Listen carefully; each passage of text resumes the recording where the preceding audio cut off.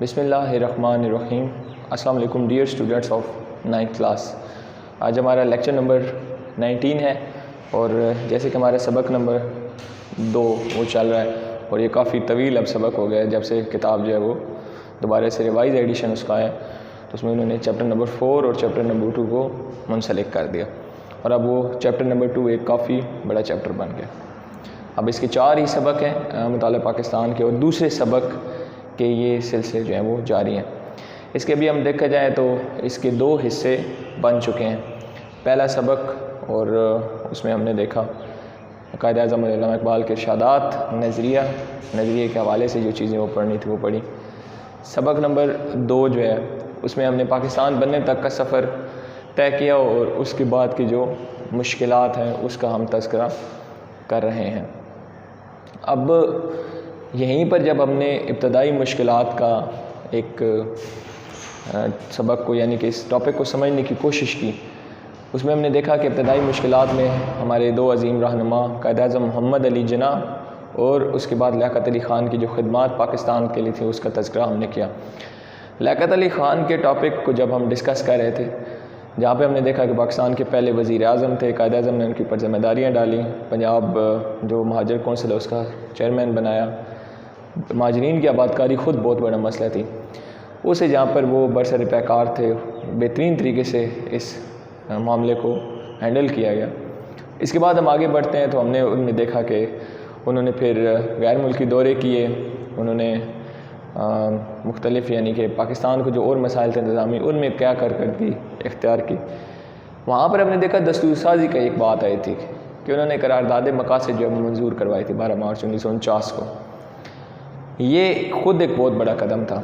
آج ہم کبھی اپنی دستور سازی کی تاریخ کو دیکھیں تو ہمیں بنیادیں اسی قرارداد مقاصد سے ہی ملتی ہیں، اور آج کا ہمارا ٹاپک بھی وہی ہے، قرارداد مقاصد۔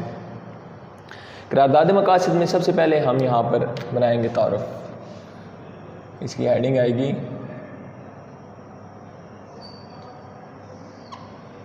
تعارف۔ تعارف یہ ہے کہ لیاقت علی خان نے یہ ایک قرارداد جو ہے وہ اس ادارے سے منظور کرائی جو قانون سازی کرتا ہے، یعنی کہ قومی اسمبلی سے، اس وقت قومی اسمبلی سے یہ قرارداد جو ہے وہ یہ پاس کروائی، اور اس قرارداد میں وہ تمام بنیادیں فراہم کر دی جس کی بنیاد پر آگے ہم نے اپنے آئین یا دستور بنانے تھے۔ یہ 12 مارچ 1949 کو یہ قرارداد جو ہے یہ قرارداد پاس کروائی گی۔ اس کو قرارداد مقاصد عرف عام میں ہم کہتے ہیں۔ یہ کس کی تحریک پر؟ یہ لیاقت علی خان نے یہ قرارداد جو ہے وہ منظور کروائی تھی، اور اس کے بعد دستور سازی کا عمل جو ہے وہ شروع ہو گیا۔ یہ تھا تو ہمارا آج اس کا تعارف میں اب دیکھتے ہیں کہ قرارداد مقاصد کے حوالے سے وہ کون سے اہم نکات ہیں جن کو ہم کہتے ہیں کہ یہ مقصد ہوں گے دستور سازی کے۔ پاکستان میں جب بھی پورا کا پورا آئین بنایا جائے گا، ہر ملک اپنے دستور ہوتے ہیں، تو ان میں کن چیزوں کا خیال رکھنا ہے اور یہ چیزیں ہونی چاہیے، یعنی کہ ان چیزوں سے ہٹ کر یا ان چیزوں کے مخالف کوئی چیز نہیں ہونی چاہیے جب بھی پاکستان میں دستور بنایا جائے گا۔ اب اس حوالے سے ہم سب سے پہلی بات دیکھیں تو ہمارے پاس آتی ہے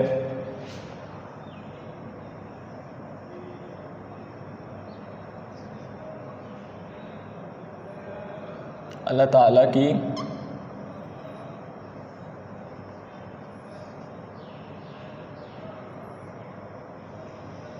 حاکمیت۔ اس قرارداد میں یہ واضح کیا گیا کہ حاکمیت اقتدار اعلیٰ بلا شبہ صرف ایک ہی ذات کا ہے، اور وہ ہے ہمارا رب العزت اللہ تعالیٰ کی ذات کا ہے۔ اور یہ جو ہم کہتے ہیں اقتدار یا حاکمیت، یہ مسلمانوں کے پاس اللہ تعالیٰ کی ایک امانت ہے، یعنی کہ مکمل اقتدار اعلیٰ جس میں کوئی شک ہی نہیں ہے وہ صرف ہے اللہ تعالیٰ کا۔ اب جب اقتدار ہم کہتے ہیں نا کہ اب یہاں پر یہ پارٹی اقتدار میں آ گئی، فلاں لوگ اقتدار میں آ گئے جن کے پاس طاقت ہے، کام کریں گے وہ، تو ہم یہ بات اصل میں کہہ رہے ہوتے ہیں کہ وہ اصل میں نمائندے ہیں، وہ اللہ تعالیٰ کی ایک امانت ہے جس کو مسلمان ایک یعنی کہ امانت کے طور پر ہی عوام کے خادم بن کر اس کا استعمال کریں گے۔ یعنی کہ حاکمیت کس کی ہے؟ اللہ تعالیٰ کی ہے۔ یہ حاکمیت امانت کے طور پر جو اقتدار ہوتا ہے وہ مسلمانوں کو دیا گیا ہے کہ وہ حدود کو پہچانیں جو اللہ تعالیٰ نے دی ہیں مسلمانوں کو، اس کے اندر رہتے ہوئے اس کو ایک امانت کی صورت میں اس اقتدار کو عوام کے خادم بن کر انہوں نے کرنا ہے۔ یہ اقتدار ان کا نہیں ہے، نہ ہمیشہ رہنے والا ہے، وہ صرف ایک ہی ذات کا ہے۔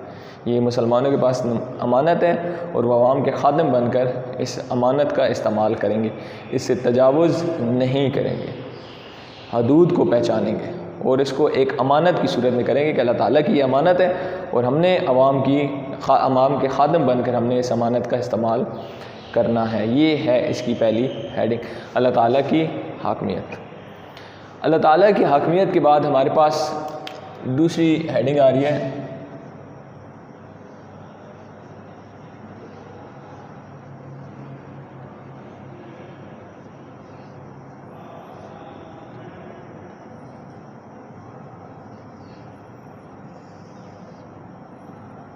اسلامی اقدار کی پابندی۔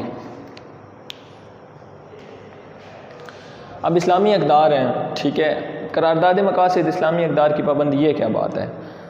اللہ تعالیٰ کی حاکمیت تو ہمیں پتہ چل گئی، پاکستان میں قانون بنے گا، اس کو بڑا ہی منظم کر کے ایسے بنایا جائے گا کہ یہ اقتدار اللہ تعالیٰ کی امانت ہے، اس کو امانت سمجھ کے ہی اس کو استعمال کیا جائے۔ بالکل ٹھیک بات۔ آگے ہم دیکھتے ہیں اسلامی اقدار کی پابندی، یعنی کہ حکومت جو ہے وہ ایک ایسا ماحول فراہم کرے گی، ٹھیک ہے، تاکہ جو اسلامی اقدار ہیں، ہماری اسلام کی قدریں کیا ہیں؟ رواداری ہے، مساوات، انصاف ہے، عدل ہے، بھائی چارہ ہے، اخوت ہے، اس چیز کو کیا کیا جائے گا؟ فروغ دیا جائے گا، اس کو بڑھایا جائے گا اور ایسا ماحول فراہم کیا جائے گا حکومت کی طرف سے تاکہ اسلامی اقدار جو ہیں یہ بڑے معاشرے میں، ٹھیک ہے، ان کو فروغ کے لیے اقدامات کیے جائیں گے۔ کون کرے گا؟ حکومت کرے گی، یعنی کہ حاکم کے پاس طاقت ہوتی ہے، حکومت کے پاس طاقت ہوتی ہے، تو وہ اسلامی اقدار جو ہیں جس میں ہمارے پاس رواداری ہے، انصاف ہے، عدل ہے، مساوات ہے، بھائی چارہ، ان تمام چیزوں کو آگے بڑھائے گی تاکہ معاشرے میں اس چیز کو عام کیا جائے، صرف نام تک بات نہ رہے کہ یہ اسلامی قدریں، بلکہ حکومت اس کو فروغ دے گی، خود بھی مثال بنے گی اور عوام کو بھی اس شعور کی طرف لے کر آئے گی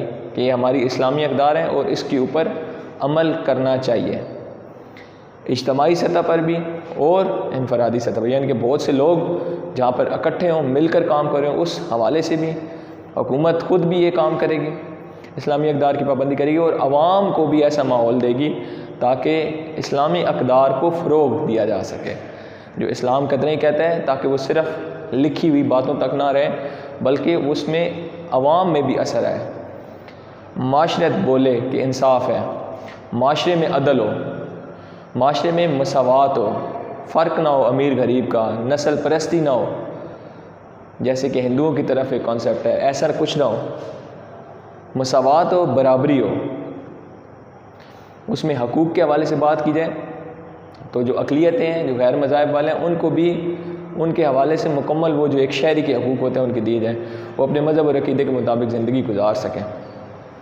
یہ تمام چیزیں اسلامی اقدار میں آتی ہیں، عوام کے درمیان مساوات ہو، انصاف ہو، رواداری ہو، یہ بھلائی کے معاملہ حکومت خود بھی کرے اور اس کو آگے ترویج بھی، یعنی کہ ان کو بڑھانے کی بھی آگے کوشش کرے۔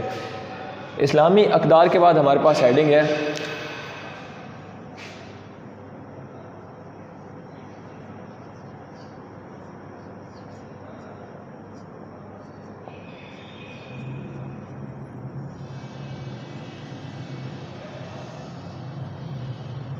اسلامی طرز زندگی۔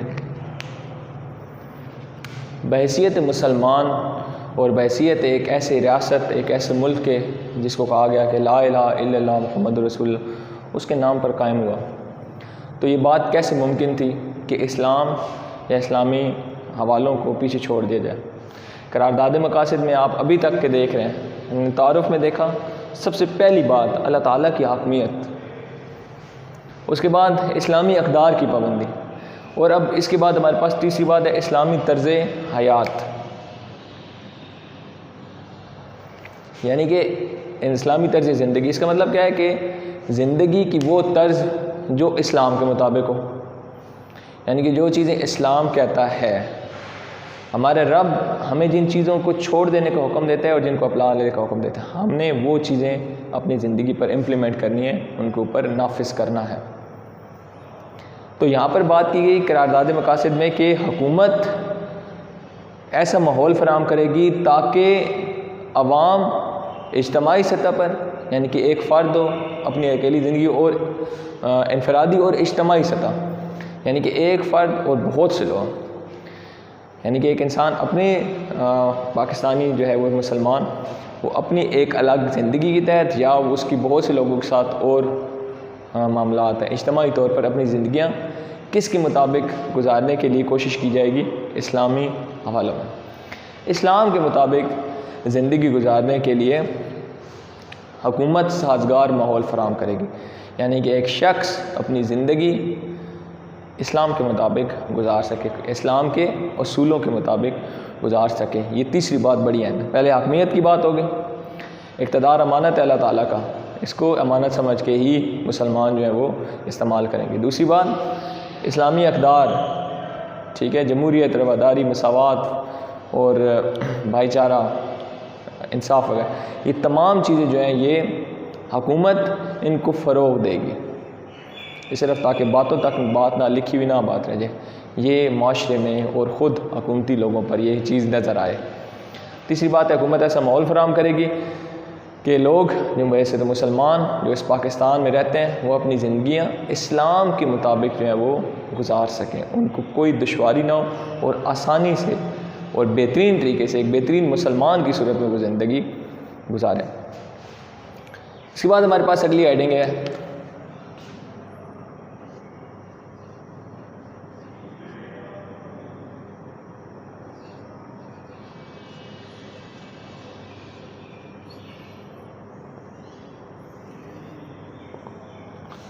اقلیتوں کا تحفظ۔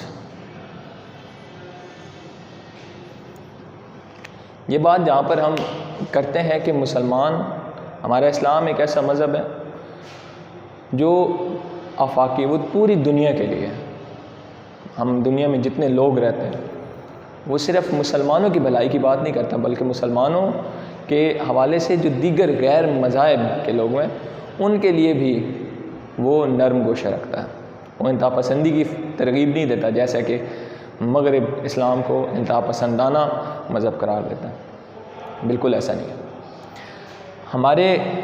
ہمارا مذہب اقلیتوں کے حقوق کے تحفظ کی بات کرتا ہے کہ، اور اس قرارداد مقاصد میں بھی یہی کہا گیا کہ اقلیتوں کے حقوق کا تحفظ کیا جائے گا، وہ اپنے مذہب اور اپنے جو رسومات ہیں ان کے مطابق تاکہ اپنی زندگی گزار سکیں۔ ملک پاکستان کا آئین جب بھی بنایا جائے گا تو اقلیتیں اپنے مذہب کے تحت ایک پاکستانی شہری کے تحت زندگی آسانی سے گزار سکیں، اس بات کا پورا انتظام کیا جائے گا، یعنی کہ حکومت اقلیتوں کے حقوق کا تحفظ کرے گی تاکہ وہ اپنی عبادت اور جو ان کی رسومات ہے اس کی ادائیگی میں کوئی رکاوٹ اختیار نہ کر سکیں۔ ٹھیک ہے، اس کے بعد ہمارے پاس ہیڈنگ آ جاتی ہے اور وہ ہے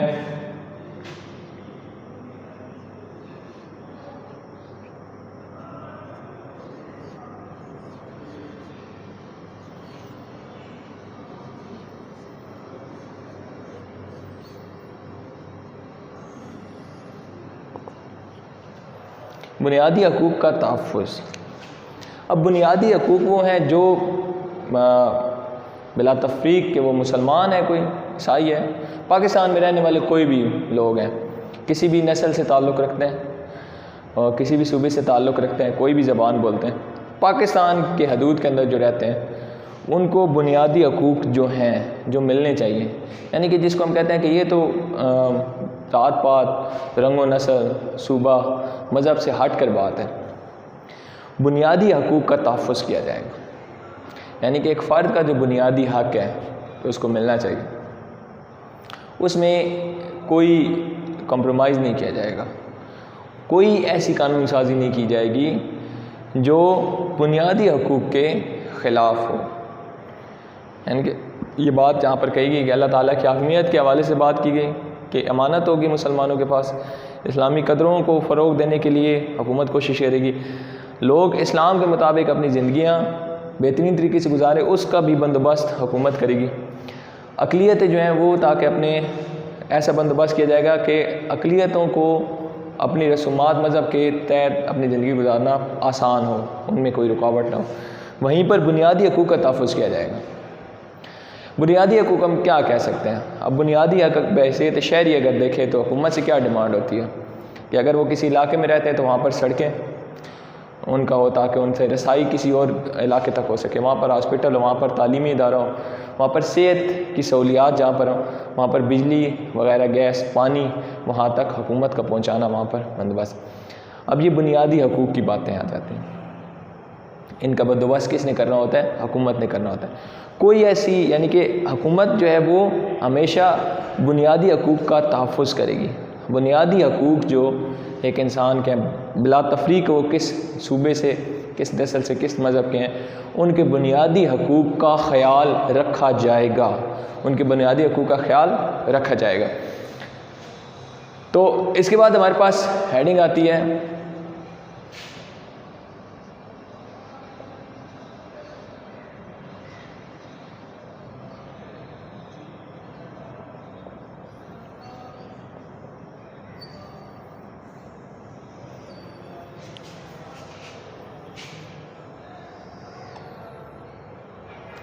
وفاقی نظام حکومت۔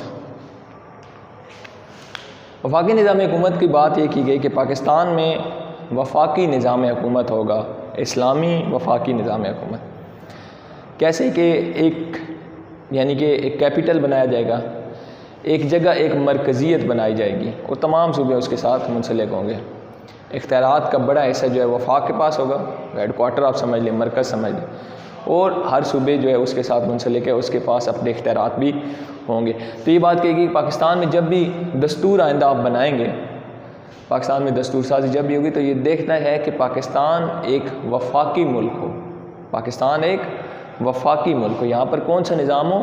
وفاق نظام ہو، وفاقی نظام ہو، ایک مرکز بنایا جائے، باقی سارے علاقے اس کے ساتھ جڑے ہوئے ہوں، مرکز کے پاس زیادہ اختیارات ہوں اور باقی جو ہے وہ سارے اختیارات صوبوں کے پاس ہوں، اور یہ سارا نظام عوام کے منتخب نمائندے چلائیں۔ یہ تمام نظام عوام نے جن نمائندوں کو چنا الیکشن کے ذریعے، وہ لوگ یہ پاکستان کا نظام چلائیں۔ اس کو کیا پھر ہم کہیں گے؟ وفاقی نظام حکومت پاکستان میں ہونا چاہیے۔ یہ اس قرارداد میں بات کی گئی کہ آئندہ دستور سازی میں یہ بات لکھی ہونی چاہیے کہ پاکستان میں کون سا نظام ہوگا؟ وفاقی نظام حکومت ہوگا۔ ہم اس سے آگے بڑھتے ہیں اور ہمارے پاس ہیڈنگ آ جاتی ہے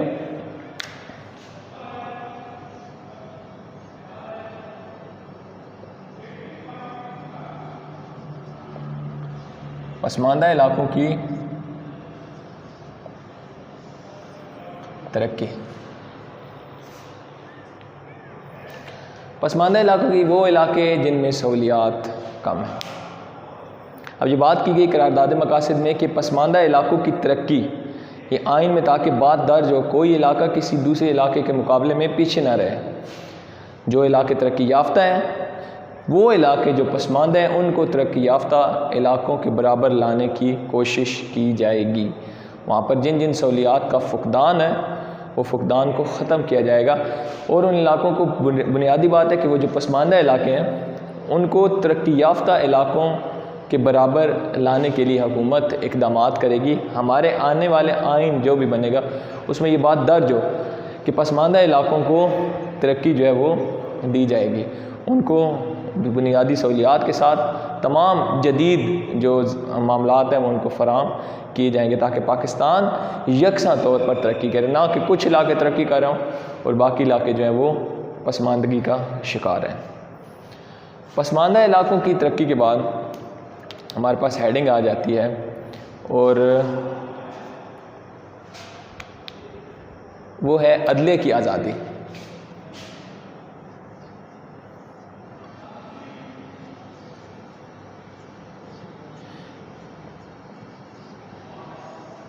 اس بات کا اس قرارداد میں بندوبست کیا گیا، لکھا گیا کہ عدلیہ یعنی کہ جو ہمارا عدالتی نظام ہے جو فیصلے کرتا ہے وہ اپنے کاموں میں بالکل آزاد ہوگا، اس پر کسی قسم کا کوئی دباؤ نہیں ہوگا۔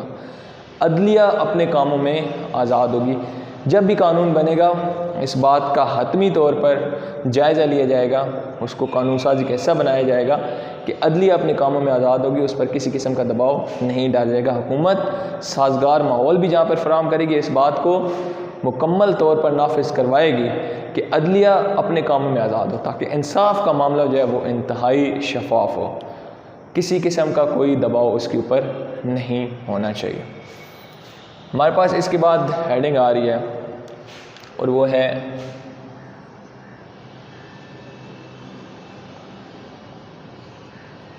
اردو زبان۔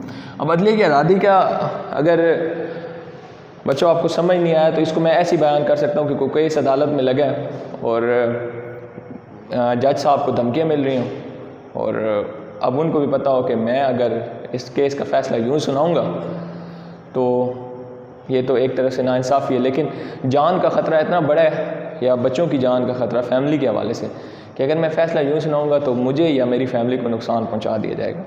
اب اس کی ضمانت جو جج کی، ایک جو فیصلہ کرنے والے کی زندگی کے تحفظ ہے، وہ کس نے؟ حکومت نے فراہم کرنا ہے۔ اگر یہ تحفظ ہی نہ ہو تو فیصلے بھی صحیح نہیں ہوں گے۔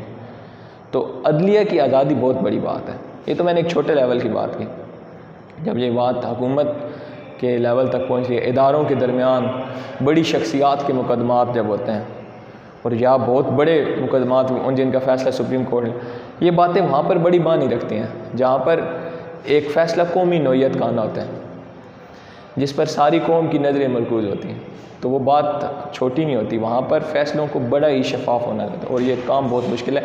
اس تمام چیز کی گارنٹی کون دے گا؟ حکومت، کہ ماحول ایسا ہو کہ عدلیہ آزاد طریقے سے کام کرے، ان کو کوئی رکاوٹ نہ ہو، اور اپنے معاملات میں بالکل آزاد رہیں۔ اس کے بعد ہے اردو زبان۔ یہ کہا گیا اس قرارداد مقاصد کہ پاکستان میں کون سی ہماری سرکاری یا قومی زبان ہوگی؟ ہماری قومی زبان کون سی ہوگی؟ اردو زبان ہوگی۔ ہماری زبان کون سی ہوگی؟ اردو زبان۔ یہ اس بات میں کہا گیا کہ جب بھی قانون سازی کی جائے پاکستان میں، ہماری زبان جو ہوگی قومی زبان، وہ اردو ہی رکھی جائے گی۔ اب اس کے لاسٹ پہ اس کی اہمیت آ جاتی ہے۔ اہمیت میں کیا ہے کہ اس قرارداد کے پاس ہونے کے بعد پاکستان میں قانون سازی کا آغاز ہو گیا، آئین بنانے کے عمل جو ہے وہ شروع ہو گیا، اور اس کے لیے ایک بنیادی اصولوں کی کمیٹی جو ہے وہ قائم کر دی گئی۔ دوسری بات یہ کہ قرارداد مقاصد جو ہے، اس کی اہمیت یہ ہے کہ اسے جو مسلمانان بر صغیر میں سے پاکستان جنہوں نے حاصل کیا کہ ہم اسلام کے مطابق زندگی گزاریں گے، تو یہ بھی بات یہاں پر پوری ہو گئی۔ اور پاکستان کا جو دستور ہے وہ پھر اس کے بعد 1956 کے دستور کی صورت میں ہمارے پاس پہلا دستور جو ہے ہمارے پاس آیا۔ یہ تھا ہمارا آج کا ٹاپک، اور اس کو اچھے سے پریپیئر کیجیے گا اگلے لیکچر تک کے لیے۔ اللہ حافظ۔